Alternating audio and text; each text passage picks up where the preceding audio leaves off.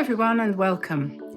Today is day 1 of the World Watercolor Month painting challenge, and I'm starting off with lemon yellow and permanent rose. Each day this month I'll be painting along with you as we explore the official Doodlewash word prompts, plus a featured colour and a creative idea to help you interpret the theme in a meaningful way. If you're a patron on Patreon or a YouTube member, you'll also get access to a special exclusive video every single day throughout July to support your painting journey. Our unique version of the July 2025 prompt sheet is available free from our website dianeantone.com. There's a link in the description below, or you can scan the QR code which is on the screen now. So let's dive in with our first prompt, Radiant, and our first colour, lemon yellow. Now the first thing I want to talk about today is the sketchbook that I'm using. Now, I'm not going to say that you can buy this one because you can't, but you can, if you see what I mean. This one is actually this one. Now, Paul Rubens sent me a while back 2 of these sketchbooks, which I hadn't yet used. Don't know why, I think I was saving them for something special, like the World Watercolor Month, something like that. But anyway, I really didn't like the pink. I'm not a pink person. Well, I am actually. I do like pink. Look, see, I'm wearing a shirt with kind of pink in it, and but I do wear pink occasionally. But I don't know. I thought today I'll do something with this, so I decided to cover it. I've covered it with fabric, and I'm much happier with that now because it's pretty. It's pretty pink flowers from my little stash of quilting fabric, which I don't do very much quilting. Who has the time to quilt these days? Shut up, Gabriel. Trying to talk. Gotta love that cockerel. He's outside the door at the moment, so if he interrupts me, don't be surprised. I'm sorry about that. Anyway, so I've done this properly, and it looks quite good as far as I'm concerned. The only thing I lost was I couldn't be bothered to make holes to let the elastic come through. So I've just got, I've made an elastic band to fit, so that's perfect. Anyway, so today we are going to start with yellow and pink, that is to say lemon yellow and permanent rose. And if you haven't got lemon yellow, you can use several different colours. So you can use Hansa yellow, which is basically the same. You're going to look for pigment colour PY3. And Hansa yellow uses PY3, so that'll be almost identical, Hansa yellow. But all the companies like Winsor & Newton, they all put lemon yellow in their sets, so you're almost certain to have lemon yellow. You could also try it with Aureolin, which is PY40, which is a similar colour, but it can be what they call fugitive, which means it fades somewhat. But, you know, if you've got some, why not try it out?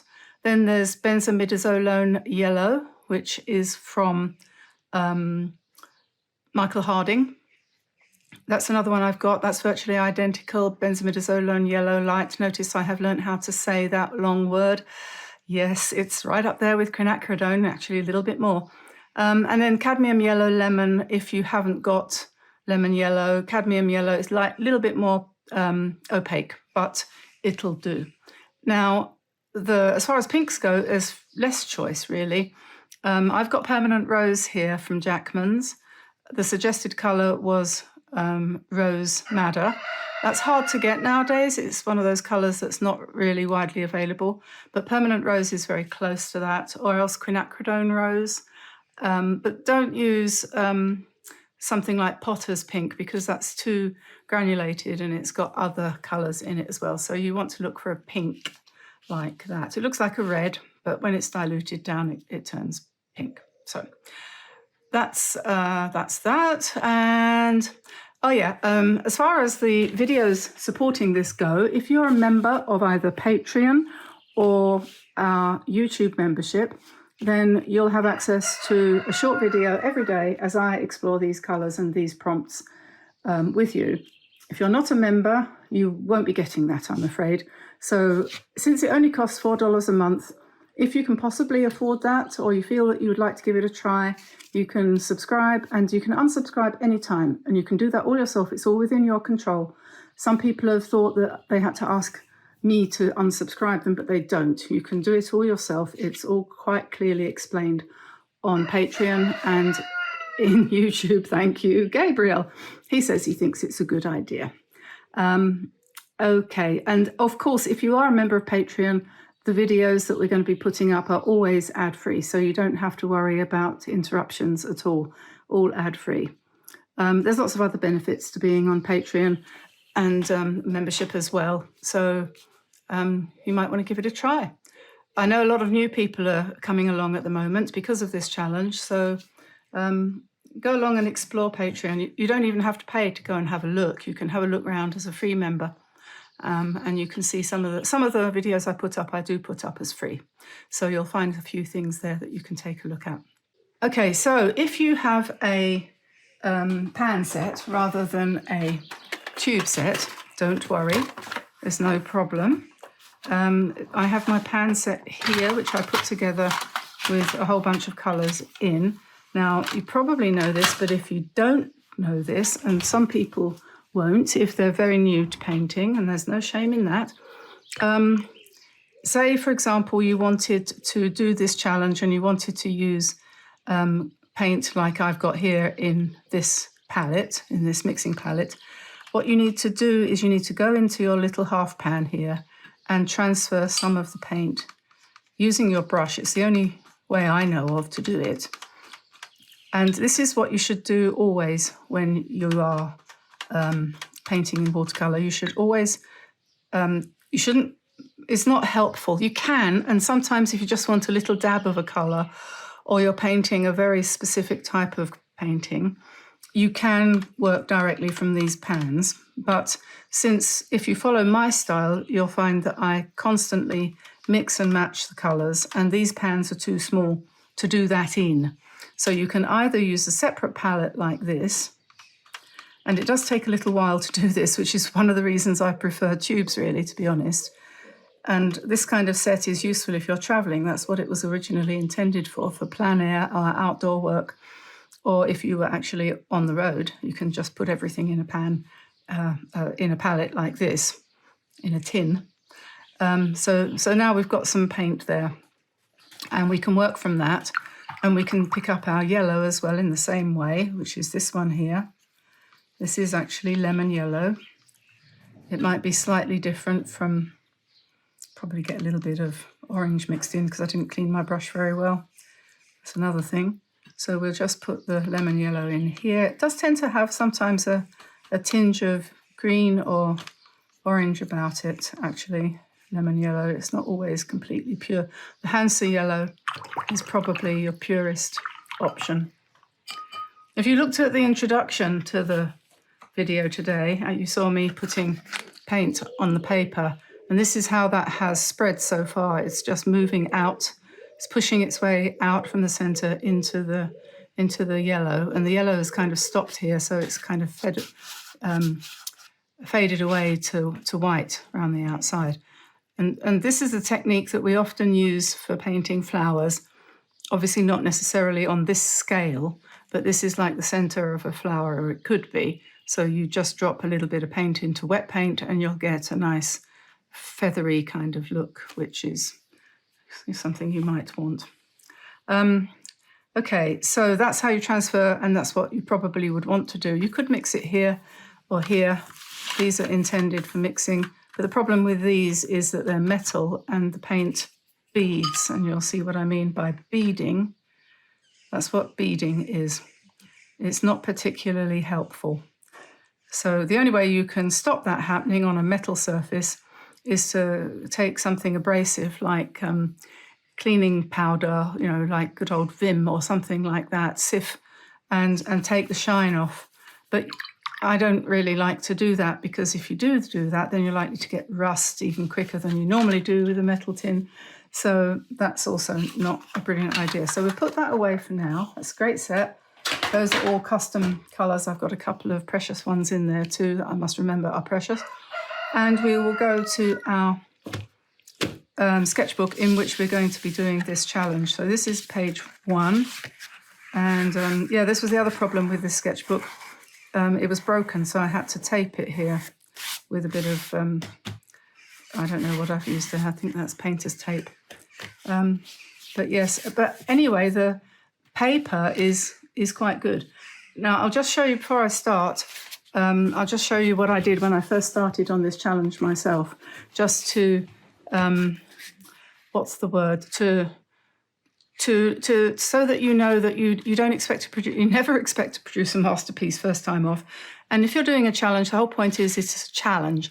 And this July one is a challenge. There's no doubt about it. It's a challenge for everyone, including me. But I'm looking forward to it because I want to be pushed out of my box, so to speak. I want to be kicked up the rear and made to think a bit more about what I'm doing. So I'm going to try to explore these two colours and all the other colours that we're looking at in as much depth as I have time to do. And I heartily suggest you do the same because you won't get to be a worse painter for doing that. Now, when I started with these explorations yesterday, I amazed myself by how absolutely ugly I managed to make the very first effort that I did. I painted several layers, one on top of the other, and not being satisfied with what I'd done, I thought I'd make it even worse. Excuse me. I thought I'd make it even worse by adding some blue, which is horrible. So that was that. And then I thought, well, I've got to get lighter here. And so I did this. And I started with yellow in the background and I sort of let it fade away. And I'll show you what I did in a minute. But, you know, well, it's interesting because you can see that you're getting an orange peachy colour where the pink is mixing with the yellow rather than this murky grey. So that was an improvement. Then number 3 is here. And I was trying to have the sun as a circle. I'm not quite sure why. I think I was reverting to my childhood and painting the sun as a round circle. I'm surprised I didn't put rays coming out from it, you know. Anyway, so I think there's a vague possible improvement in technique, but I'm not exactly sure. I'm going to shout about it. And then I started to get all fussy and fidgety and began to paint over the top. And I was happy to produce that. And then what did I do? Yeah, this is number 5. So I go back to basics. So I just put the yellow on and then a tiny bit of pink. And look how pale that is and how nice the blends are starting to be. So I'm thinking, yeah, you need to get more light-handed, really. That's what you need to do. And then we got this one where I've painted it very lightly like this, and then I've gone in and put some washes over the top to give shape. And then I did this one where my desire to have some kind of landscape coming along pushed its way to the surface, and I almost accidentally found myself painting a little bay with a kind of sunrise over the top of it. So that's it. To get to this, I had to go through all that junk. And I'm not saying that this is wonderful or anything like that, but it was an interesting painting experience. So that was my fun for the afternoon yesterday. So let's see what happens when we put yellow onto paper, shall we? Let's just try that. And I suggest that this would be the best way to start with this challenge. As it says on the sheet, radiant, lemon yellow, mix with a touch of rose madder to create glowing peachy sunrises. Try a radiant wash fading to white. So there's 2 ways of doing a wash. I'm going to do that first. You can either do it wet in wet, or you can do it wet on dry. And I would suggest for this challenge, it probably would be a good idea to do wet in wet and wet on dry. Try them both. So we'll divide our page into 2 and we'll wet a square or rectangle like that. This can be scaled up to fill any size of page. It works best if you've got decent paper. This paper, although I didn't like the cover, you shouldn't judge a book by the cover, as they say. And so, yeah, I don't think it's too bad, this paper. So we just drop in our colour, at the top, and it's probably best if you have your paper on a slight angle and you just bring it down. And if you add a little water to your brush or wash off your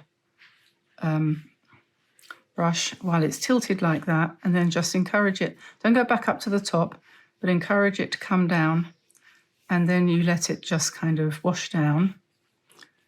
It'll gradually move towards the bottom of the paper. So you can see it's darkest at the top and it's just mingling with the water as it comes down towards the bottom. So that's the best way to do a background wash if you're going to do a landscape. And what you can also do, if you want to do a landscape and you want to put the land in the bottom, you can turn the whole thing round. I won't do it for this, but I'll show it, just tell you. You could put the paint in here and then let it fade up a little bit, and you'll have a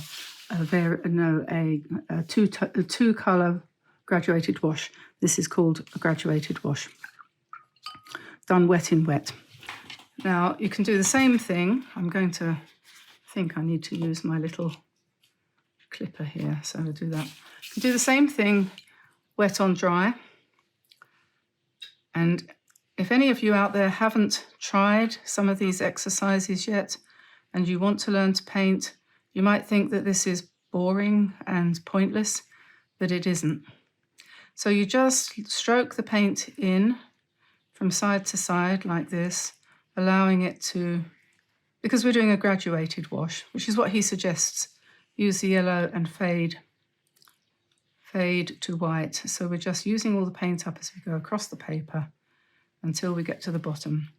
And I heartily suggest that you don't add any water, because if you do, it will run up and cause blooms, as we call them, or cauliflowers, as some people call them, and you'll get an ugly kind of background. But you can see, I think both of those are similar. This one has a little bit more of an etheric feel to it. It's a little bit more airy.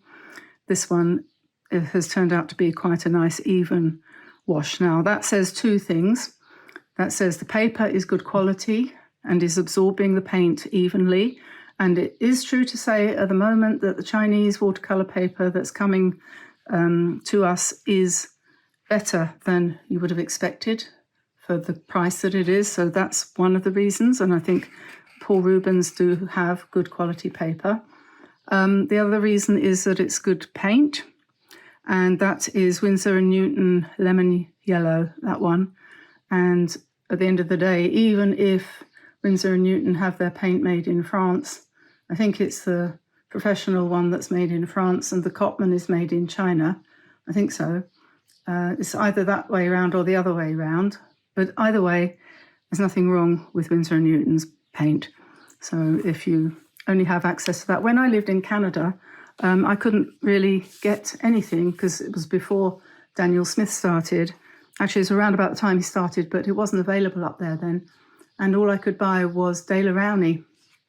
And I already had a whole bunch of Winsor & Newton, but I couldn't get anything else at the art shop in Calgary except De La Rowney, some of which I still have, even though that was 30 odd years ago, and it still works fine. So don't worry about your investment. It won't deteriorate with time. Okay, so the first thing we need to do is to mix some of these two colours together so that we've got a peachy colour that we can use. Can't find my glasses, oh yeah, on top of my head, oh dear. So let's take some yellow, we'll put that here. And let's take some permanent rose, and so we've got a kind of orange there. And we can always make that darker or lighter, darker by adding more red or pink, and lighter by adding more water or yellow. And I'm using a Princeton brush here, the Aqua Elite.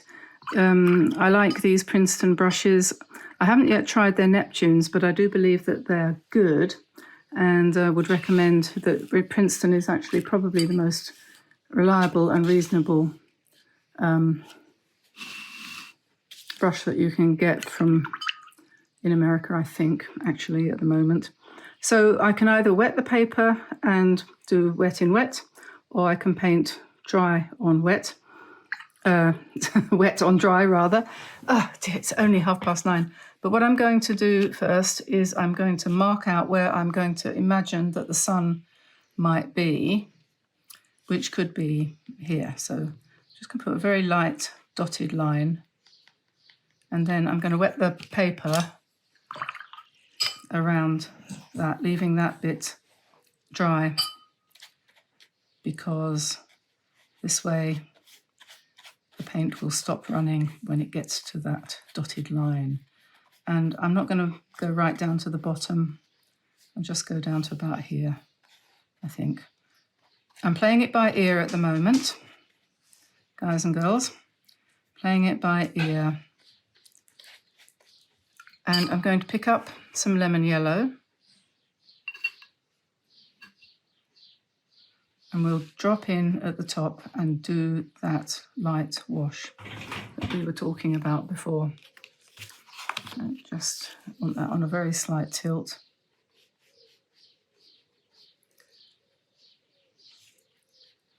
And it doesn't have to be super even. Just bring the paint down lightly. This is layer 1. You'll probably discover things when you're doing this that you didn't know before. No matter how often you paint or how many years you've been painting for, I usually find that there's always something to learn. So we'll do that first of all.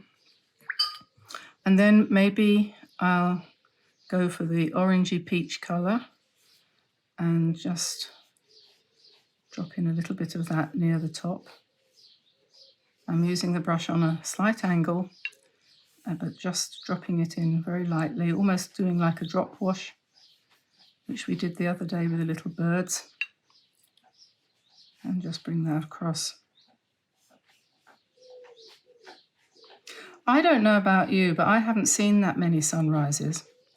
So for a sunrise, I'm working really on other people's paintings, to be honest. I'm just dropping this in to give us a little bit of variation. And then I'm going to take that same peachy colour and I'm going to put that in across the bottom to give me my land.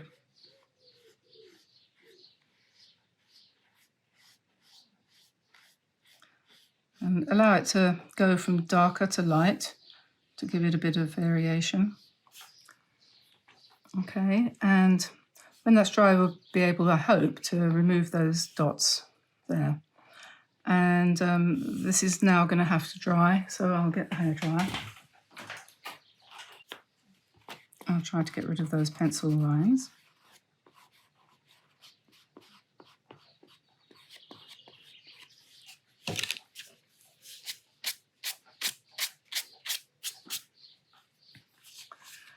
And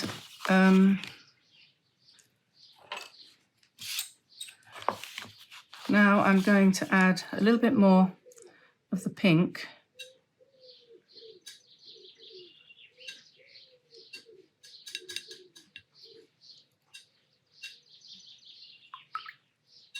To give us a sort of more peachy colour, and we'll just try to drop in some clouds up here.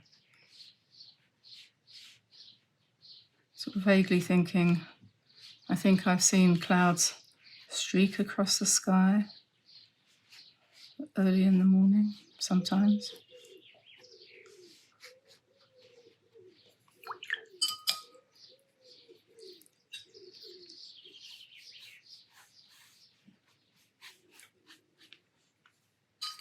So we'll keep that really light, and then we'll use the same colour down here.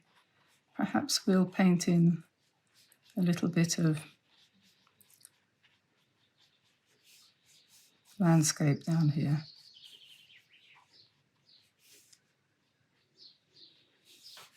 Something like that.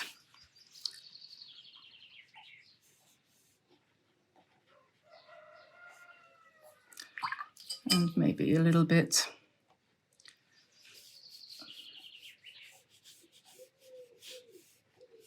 marker at the bottom, like that, perhaps.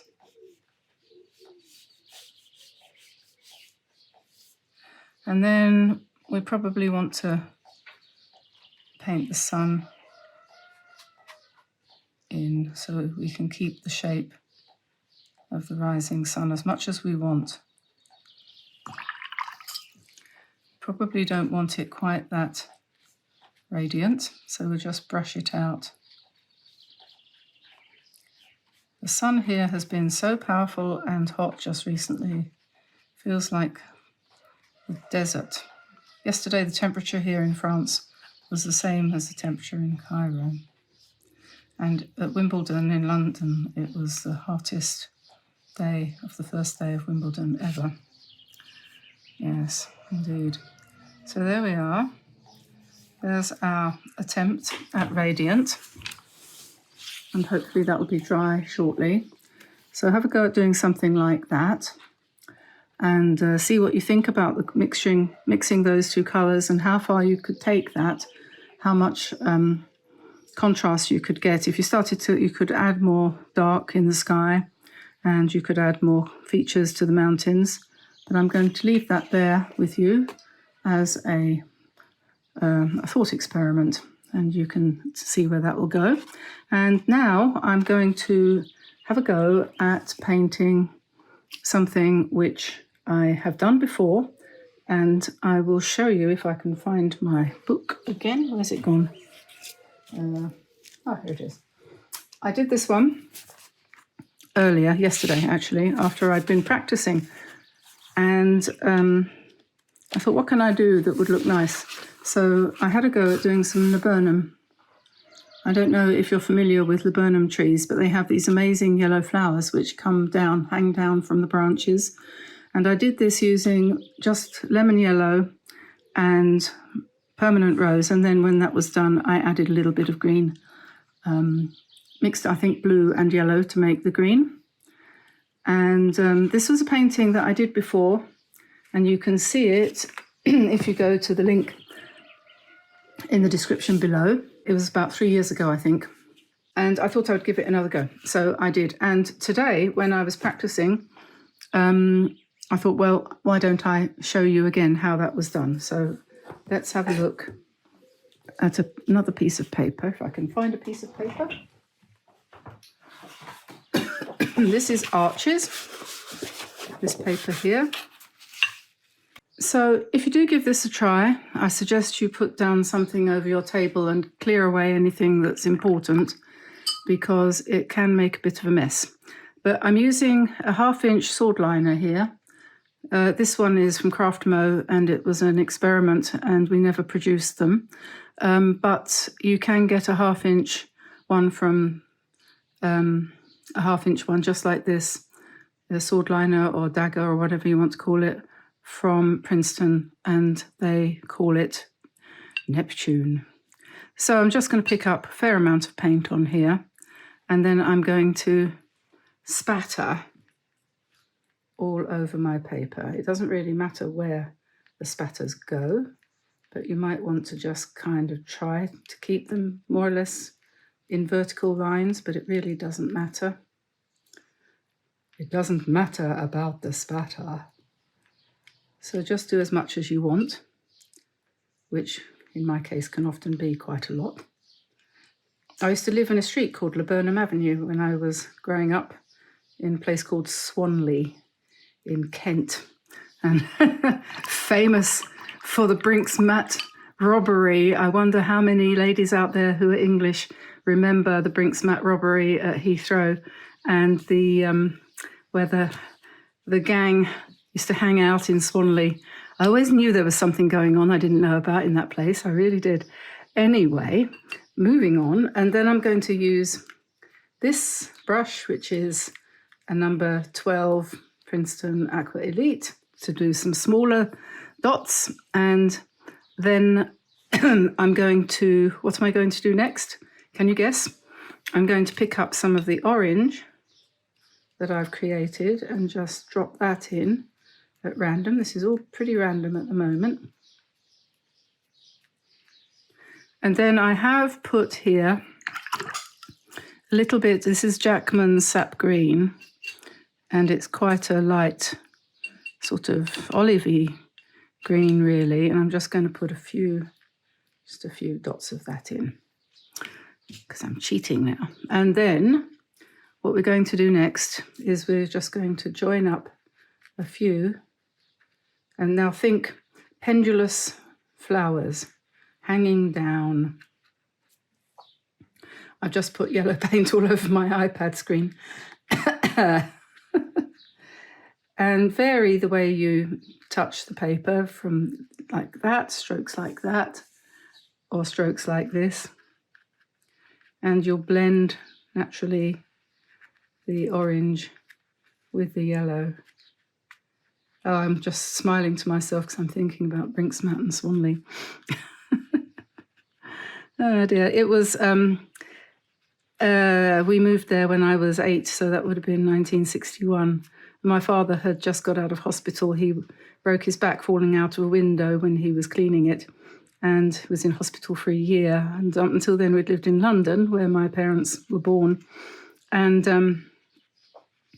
my mother managed to get us a house in this place in the country because the doctor told my parents that if they didn't get me out of London and the smog, I probably wouldn't survive my childhood. And that's one of the reasons why I've always suffered a bit from bronchitis and asthma and stuff like that. Anyway, they obediently did what he said and they got me out of London, which saved my life. I'm putting a little bit of orange in now to give a bit more shadow, a little bit of shadow on each of these doodahs. Yes, and the thing was, Swanley was one of the neighbourhoods that had been built after the war, and a lot of houses in London were destroyed, of course, so the people had to be rehomed. So they started to build in the countryside, and Swanley had been a tiny little village for a very long time.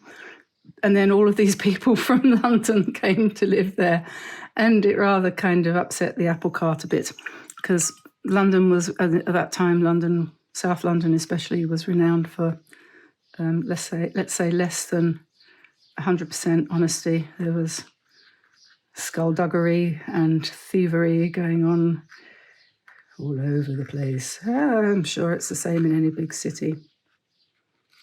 I didn't know anything about that, of course, and quite cheerfully admitted that I lived in Swanley. I had no idea that people were going to say, "Huh, you don't. Ooh, it's a den of thieves." I'm like, well, I'm quite happy. I don't care about thieves. Oh. Okay, so here we have now this thing, which I have created, and I'm going to now smush it a bit more in some places. I'm going to smush with just water on my brush. No paint. Just smush things together a little bit.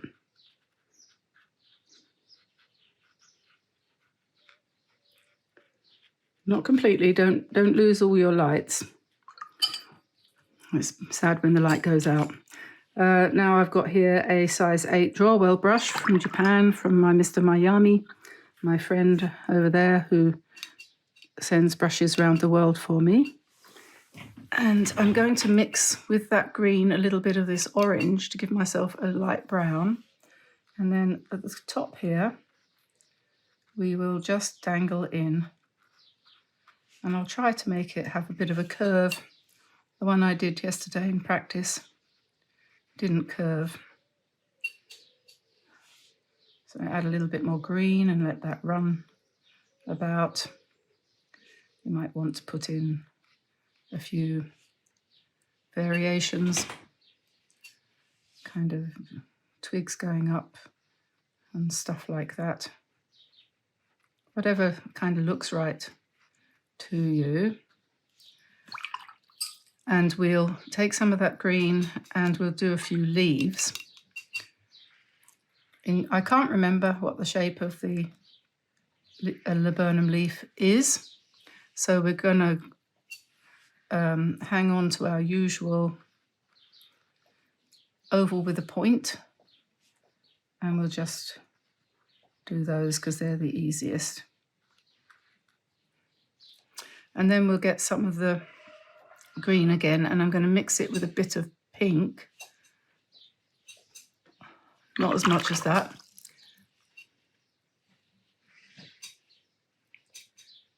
That's it. And just indicate some of the stems.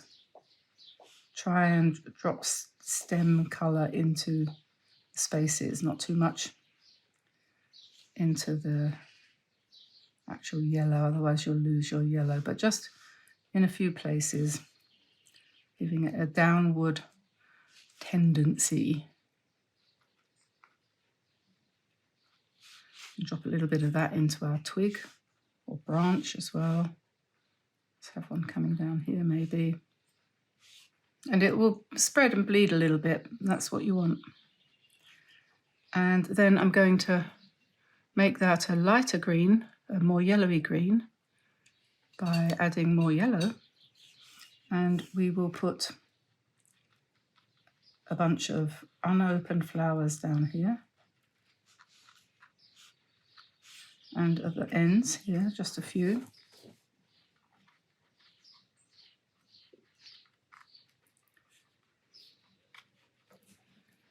And now we might consider going back with a bit more orange in places, group places.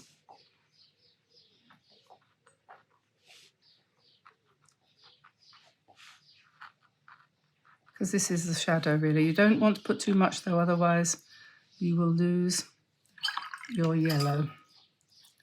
So we'll probably leave that pretty much like that. I'm going to put in a couple of darker leaves.